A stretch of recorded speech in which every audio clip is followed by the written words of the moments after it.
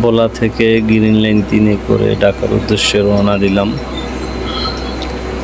তো মাঝনদীতে এসে পিছনের সাইডে সেরকম মনমুগ্ধকর দৃশ্য দেখতে পেলাম।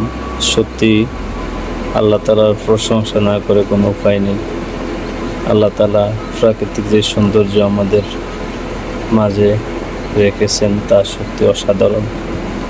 মানুষের দ্বারা যা কখনোই করা সম্ভব না। যদিও মানুষ আর্টিফিশিয়ালি অনেক কিছুই করে সৌন্দর্যের জন্য, কিন্তু আল্লাহ তাআলার সৌন্দর্যর অনুভূতি সত্যিই আলাদা।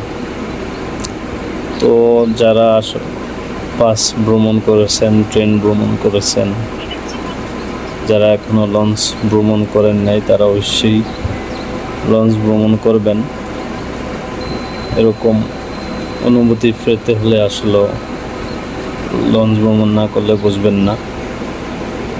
এই আশা করি যাদের মন খারাপ, এরকম জায়গায় এরকমভাবে বসে আপনি যদি এরকম দৃশ্য উপভোগ করেন, আশা করি মন ভালো হয়ে যাবে। তো সবাই দাওয়াত রইল আমাদের ভোলাতে। আর দৃশ্যটি আসলে আমার কাছে খুব ভালো লাগাতে আপনাদের সাথে শেয়ার করছি।